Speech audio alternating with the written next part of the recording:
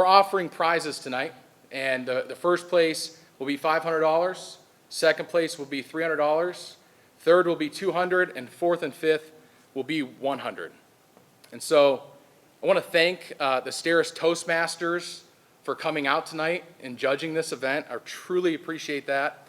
And also, this event would not happen. It would not even be here if it wasn't for Miss Abby Koch. So if we could, I'd like to just give a round of applause for her as she comes up and introduces the students' process and what the four-way speech contest is. So this evening, you will hear thoughtful and engaging topics put through the four-way test. Our topics include screen time for children, the death penalty, living wills, inequality in sports, and media regulation. So here on this stage, with their speech memorized, 5 students proved their public speaking skills amongst other junior and senior classmates in both Mrs. Barrier's and my English classes. So you're seeing here the people who are getting the 98s, 99s, 100% on this rubric and earn these spots. Now, before I continue, how many of you would consider yourself to be like confident public speakers? Yeah, me too. So, and just to consider too, your high school version of yourself.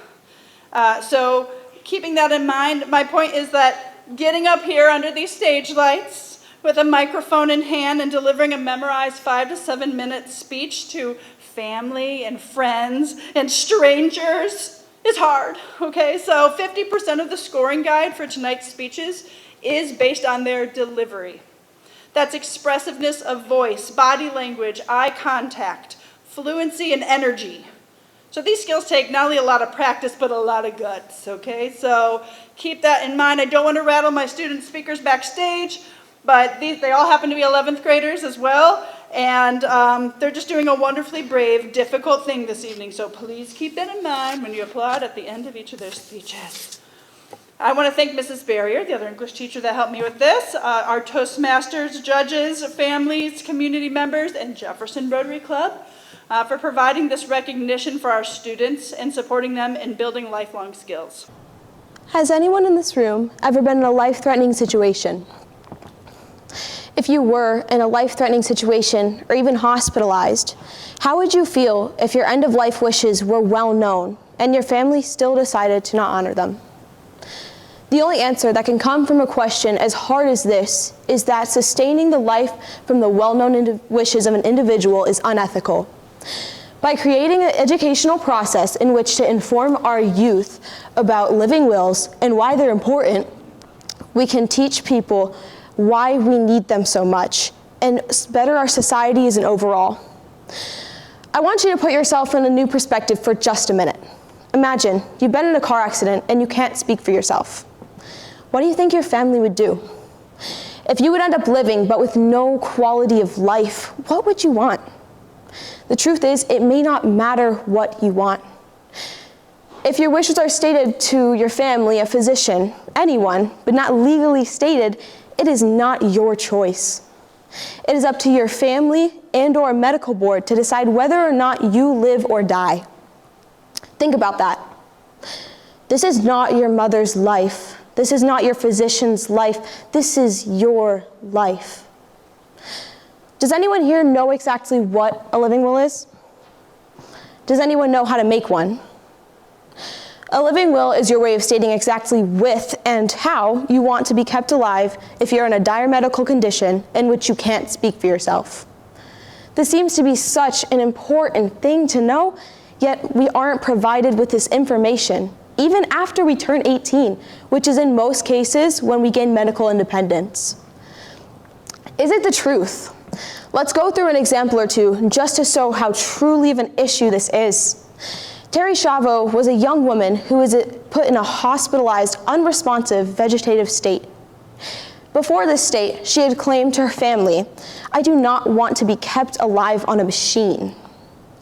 Although she couldn't legally state this before falling into a coma, while her family fought for her life via machinery, her husband fought for her choice.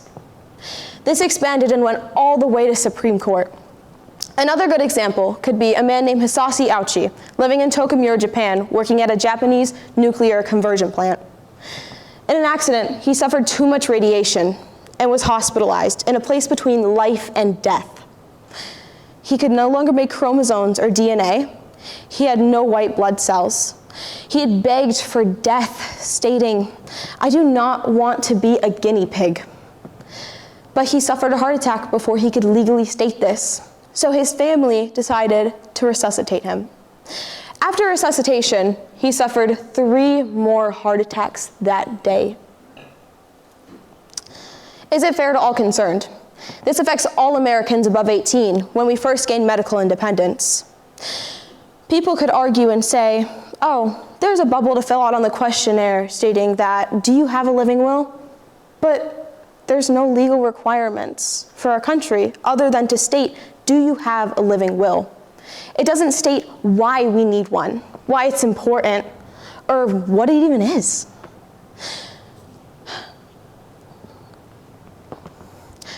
Will it build goodwill and better friendships? There's 4 pillars of medical ethics that every physician, medical professional, anyone in the medical field swears into when they go into that field. One of them happens to be non-maleficence, which is the do no harm clause. By informing our society, we can further this do no harm clause and make our society better overall. Like non-maleficence, beneficence is another pillar, which is caring for those who need medical help. We can further this idea. We can push this idea. Some people could argue this and say, we already pursue these. We already have covered these. Why do we need this more? My question is, why not need it more?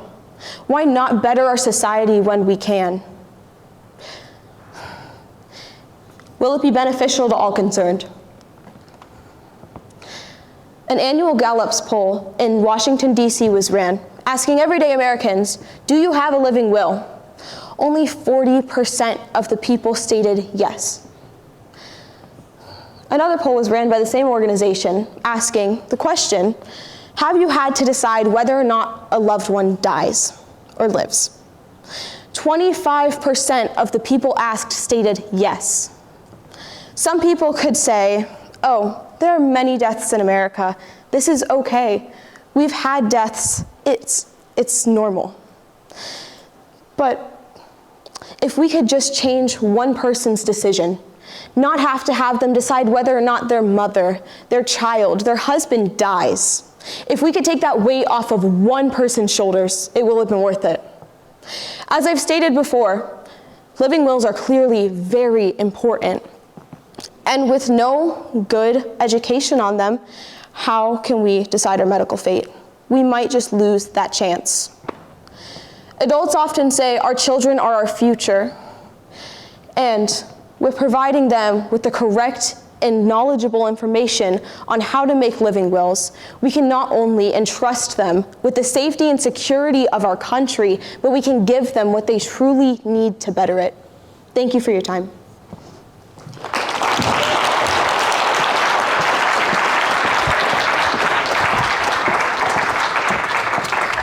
Since the dawn of mankind, humans have been coming up with new and more exquisite ways to communicate with each other.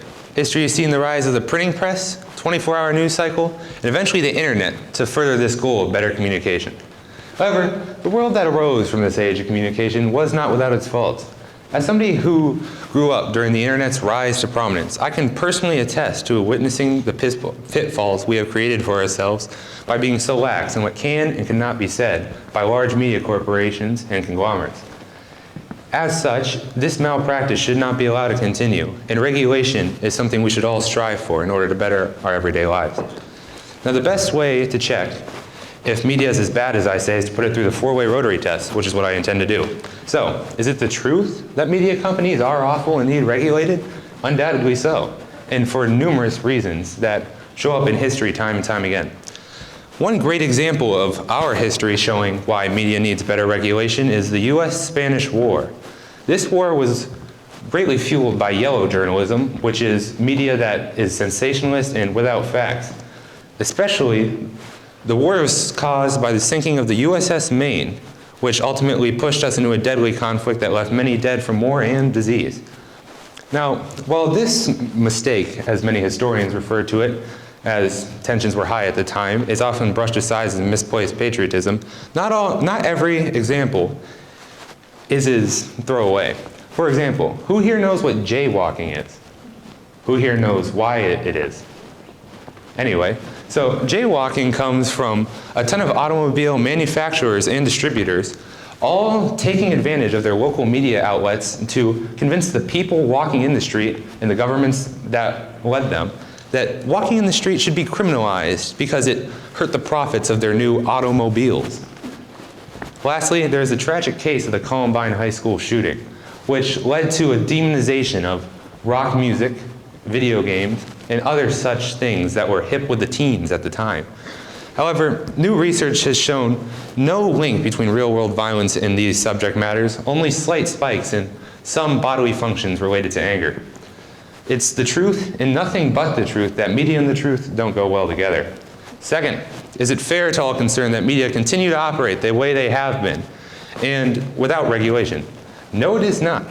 Now, the University of Maine found that 4.8 billion people, over half the world's population, use social media in one way or another. So, it's only fair that the media should be held responsible by these same people that enjoy it. If the media were to put something out that got to the wrong person at the wrong time, they could do something very, very bad. Now, many have tried to improve the fairness between media and the people who use it, though varying degrees of success have been reached. For example, President John F. Kennedy used the Fairness Act to try to promote equal sides for any political argument in the media. However, this furthers my point, as John F. Kennedy misused this to promote some media outlets to a level so high that anything and everything they said was the gospel. Thirdly, will regulating media build goodwill and friendships? Undoubtedly so. Some of the best points in our history have come when media is under regulation, even if it is self-imposed. Following the 9/11 attacks, all types of media corporations set aside differences in their everyday arguments to ban behind the Bush administration in order to combat terrorist sentiment at the time. Now, media is not something that only helps our country, it also helps other ones. For some of you, you may have experienced Coney 2012, which was a social media campaign in the 2012s, it's crazy, that sought to bring to light actions of African warlord Joseph Kony. Now, while many say this didn't have any practical use, as Kony is still at large today, it sent tons of dollars in aid to Uganda and all the people living there. Lastly, will this be beneficial to all involved? This is undoubtedly beneficial to all involved. Now, media companies often combat regulation saying they stand to gain nothing. However, I don't believe this to be the case. David Letterman, Walter Cronkite, these people used to be respected. Their names used to mean something. However, not anymore. The common newsman is thrown away as nothing but a lie spewer, an anger machine. If they're regulated, they could bring it back. We could have the greats once again. And the people, it's clear what the people stand to gain. They get to see the world as it is, not as people say it is. Plato once said, a good decision is based on knowledge and not numbers.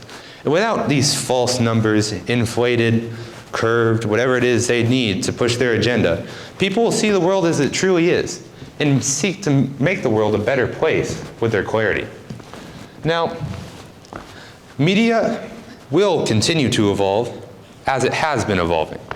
The question we all have to ask ourselves is, though, are we going to evolve with it? Are the laws we make going to evolve with it? Are we as people going to be left behind as this thing, this machine we've created, leaves us in the dust?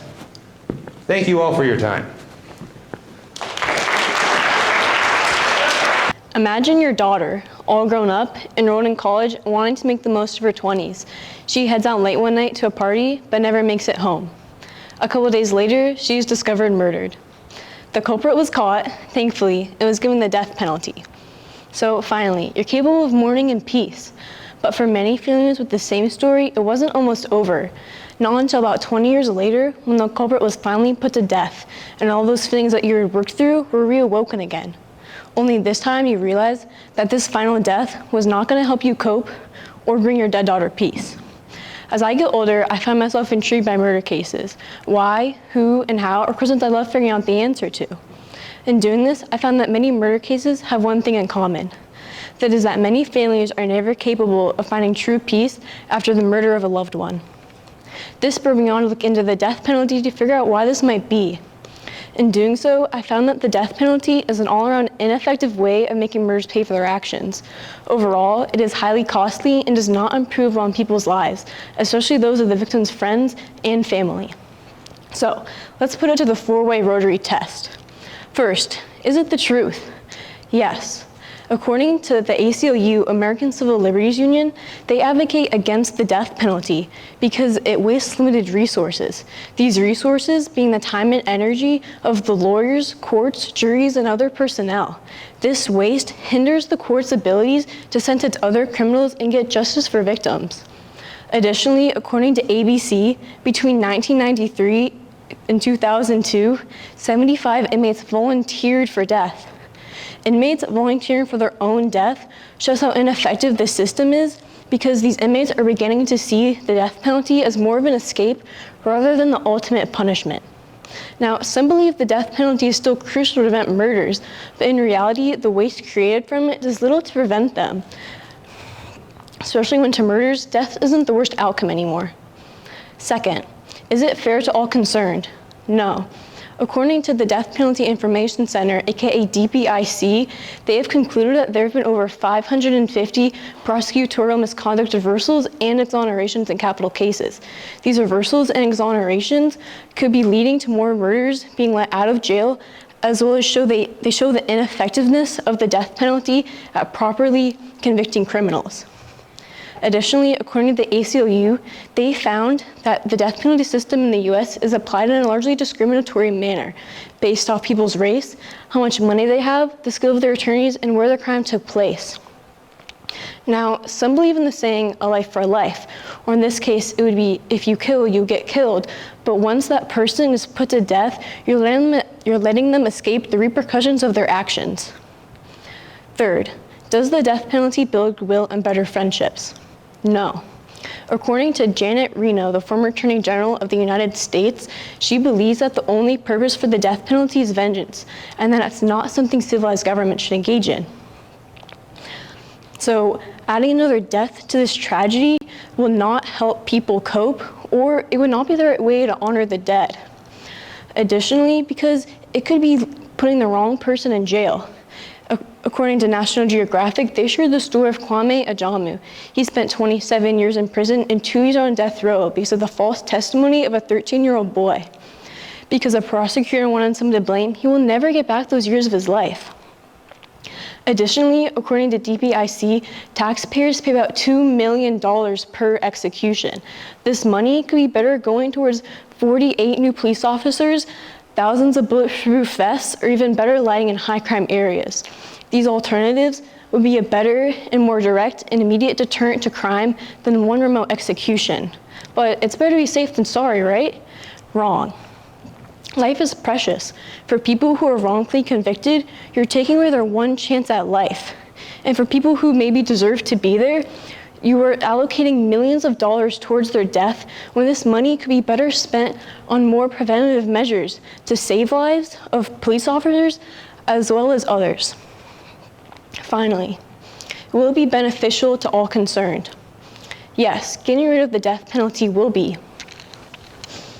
According to the former chief of the Los Angeles Police Department, Willie L. Williams, he's found that the death penalty is not a good deterrent to crime because when people actually commit violent or capital crimes, they do not think about the death penalty.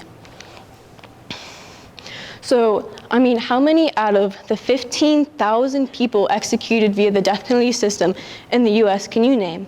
I can't really think of any. Additionally, according to a University of Minnesota study, they found that about 20.1% of people did not find closure after the death of the perpetrator, while only 2.5% of family members were capable of finding closure. These low numbers show the ineffectiveness of the death penalty at properly helping the people most directly affected by the murders. So life without parole is a potential alternative to the death penalty. Some believe it would not be a good alternative though, because it's just another life sentence. In reality, it is. But it would be a better one than the death penalty, because in a statement by Jacqueline Diaz from NPR, she states that it's about 18.9 years between one's sentencing and their execution. So life without parole would provide more money to go towards preventive measures, as well as it would provide more immediate closure for family members. So life without parole would be better for all, because it would help prevent murders from happening, as well as prevent murderers from getting out of jail. So the death penalty impacts people's everyday lives. But I think the question we need to ask is not whether someone deserves to die for a crime, but whether we deserve to kill them for it. The millions of dollars going towards the death penalty are not good preventative measures, because they do not actually stop these murders from happening. So using the money from the death penalty would be a better way to prevent more crime, because you would be able to make the world a safer place by using different preventive measures. So in my research, I found that the death penalty is largely outdated. Thank you. How many of you have ever seen a kid freak out over getting a screen taken away from them? Now, before you raise your hand, keep in mind I'm not talking about some minor pouting or getting upset. I'm talking about full-blown tantrum. With arms flailing and feet kicking and them crying and screaming and just causing a general disruptance. Okay, a few of you. Isn't it crazy how kids act like this? How kids hold such strong emotions towards screens? They act so extremely that you would think they've been told their dog had died or that they were forbidden from screens forever, but no. You see, all they had been told was to take a break from the screen for just a little bit and do something else. And they had a meltdown. Now, this trend of kids overreacting over getting screens taken away from them has been a lot more prevalent in recent years. And this trend has shown signs that kids nowadays are being addicted to screens. This addiction needs to be stopped. It needs to be cut off at the head. So how do we stop this? How do we fix kids being addicted to screens? And a simple answer is to set screen time limits. Limit how many hours a kid spends on a screen and what the kid has access to on their screen. Now, to prove that this limitation is both needed and beneficial, I will be putting it through the 4-way Rotary test. The first question of the 4-way Rotary test is it true? Is it true that kids are being addicted to screens? And is it true that this is a bad thing? And the answer is yes.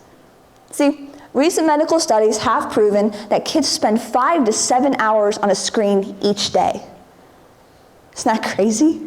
5 to 7 hours. It's about a quarter of a day on a screen.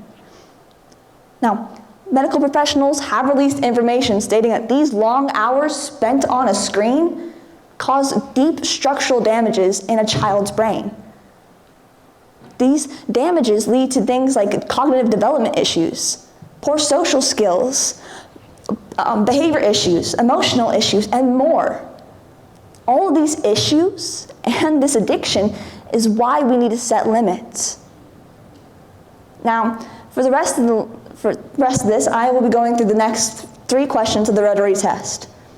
The second question of the Rotary test is it fair? Is setting limits fair to kids? Is it fair to parents? And the answer is no. See, it's not going to be fair to parents who have to deal with the tantrums of kids, and it's not going to be fair to kids who are having this precious thing they love taken away from them. But in the end, those tantrums, those arguments that might happen over taking away screen time are so insignificant compared to the benefits of setting these limits. And that brings me to the third question of the Rotary test. Will it build goodwill and better friendships? The answer is yes.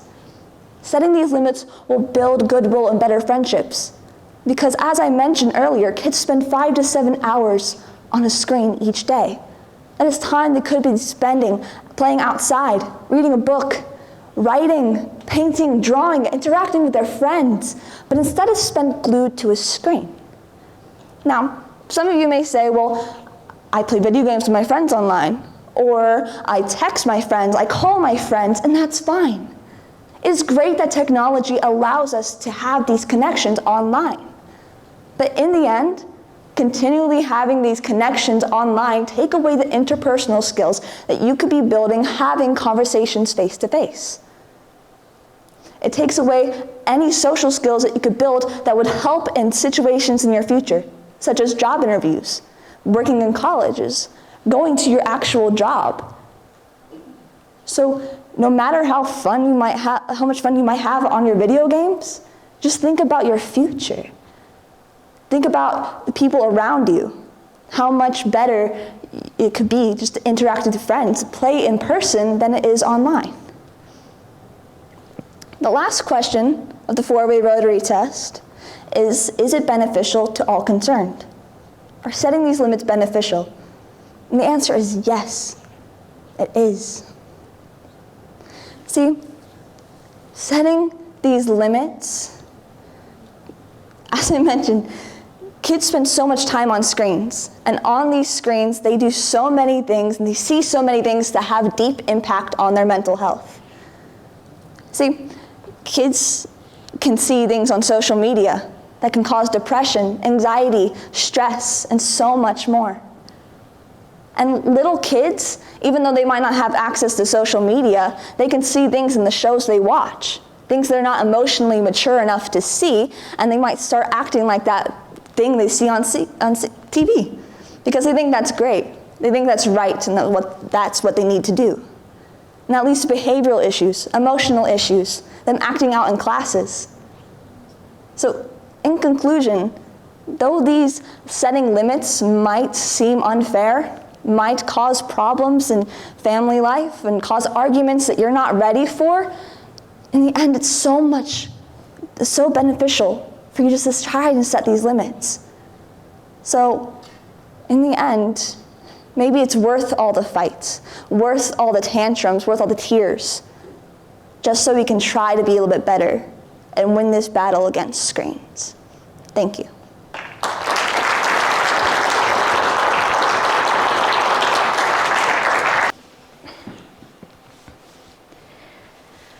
How many of you can tell me the name of a famous NBA player or an MLB player? Quite a few of you. Now, what if I asked about the WNBA or the NWSL? How many of you could give me a name? Not as many. So, why is that? Gender inequality in sports is a very pressing issue in our society. Men's sports cover up the world of women's sports, so much so that most women feel almost invisible in the sports world. Now, this is in large part due to the fact that men's sports receive higher funding, more opportunities, and more representation than women's sports. I play basketball, so I can give you an example of what the difference is between a boys' and a girls' game at our school. After one of our games, about a month ago, a parent in the stands told me that she had been scared to take a picture during our game. That's how many people were there. It was so quiet that everyone in the gym was able to hear the snap of a picture being taken. Now, at a boys' game, there are times when you can't even hear what the person next to you is saying. That's how many people are there. That is the difference between a boys' and a girls' game at our school. But why is that? The differences in men's and women's sports are unethical, and we can prove this by using the Rotary's four-way test. So is it the truth? Yes. Gender bias and inequality in sports is a real thing. At the collegiate level, women's sports coaches make 63% of what men's sports coaches make. And a lot of people try to justify the inequality between men's and women's sports by saying that men's sports are just more exciting than women's sports. Because men are taller and stronger and just more athletic than women, right? Well, I don't know if you've noticed, but men and women are different. Men's and women's sports are not the same because men and women are not the same. This doesn't make their sporting events any more or less exciting than the other, and this does not justify the fact that women are treated unfairly in the sports world. Is it fair to all concerned? Is gender inequality fair? Is any form of inequality fair? In 2015, the US women's soccer team won the World Cup and received $2 million. Seems like a lot, right? Well, it isn't really.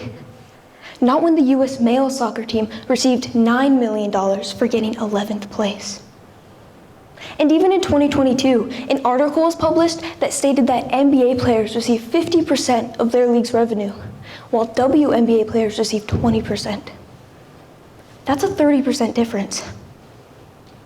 And many say that women in sports are paid less than men because women's sports bring in less revenue than men's sports. But that's a completely different problem. The issue here is that women aren't receiving an equal percentage of the revenue that they make as men are.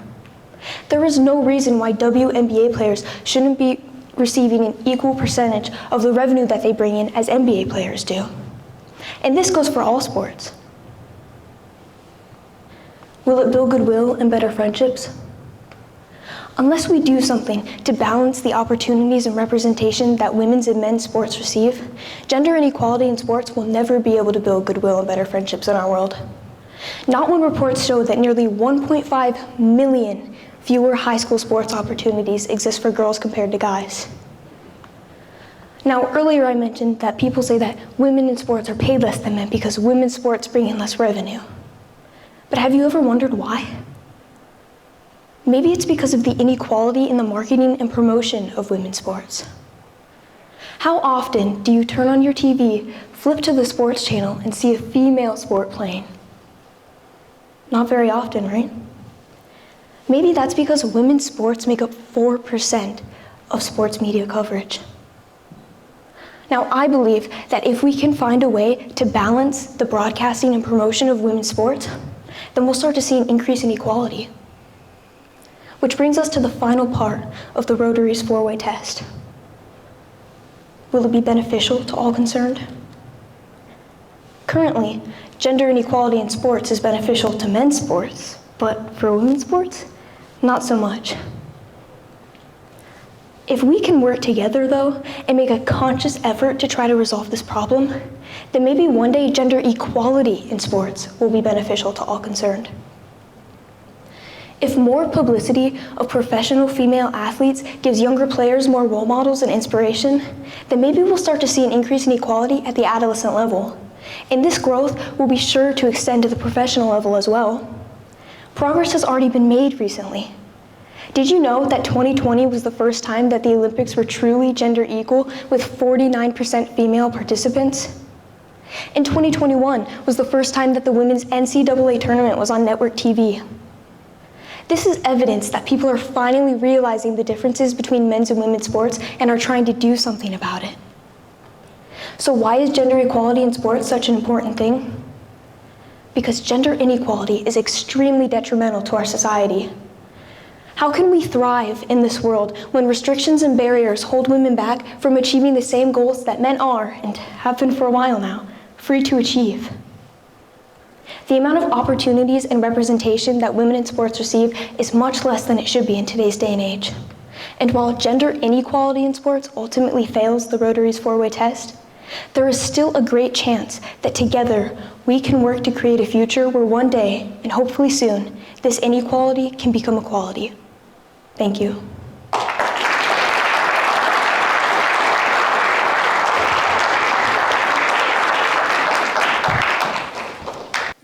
As you all can tell by how long it took for the judges, this was a hard one.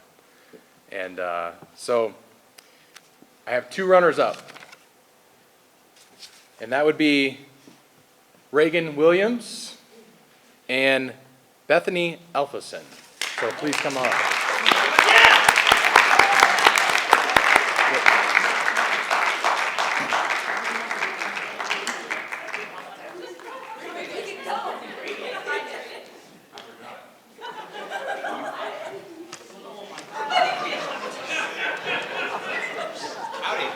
Howdy. stairs, but like faster. Thank you.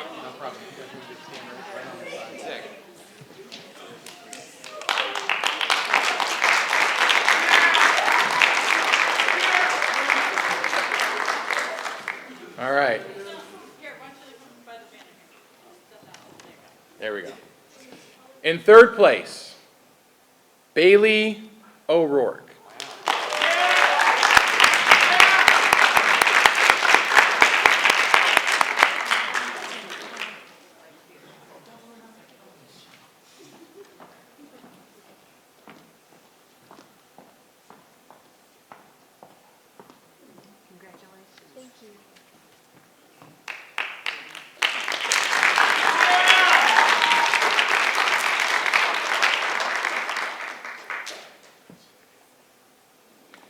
You guys ready for this? You want to? Yeah, let's do a drum roll. And in second place, Riley Franklin.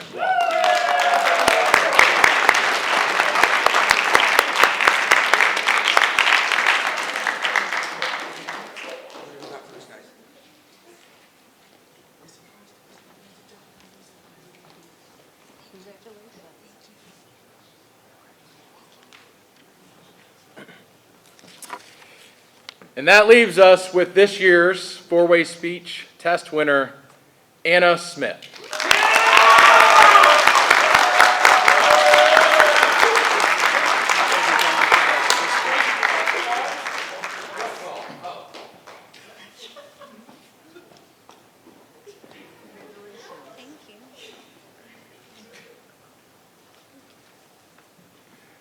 So that means Anna is going to be going to district and competing against other students all over Northeast Ohio in a speech contest that Rotary brings together. So if we could just give a round of applause again for that.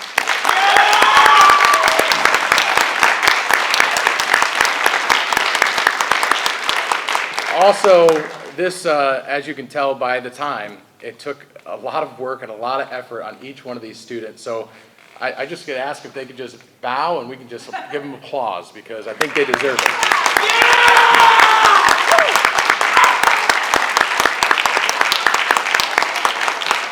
So with that, that concludes this year's four-way speech contest. If you're ever in the Jefferson area, we meet on Thursday nights at Henderson Memorial Library at 6:15. So if you're ever interested in becoming a Rotary member, please meet us out there, and thank you again to the Toastmasters, the Sarah's Toastmasters, for coming out and judging this event. Thank you.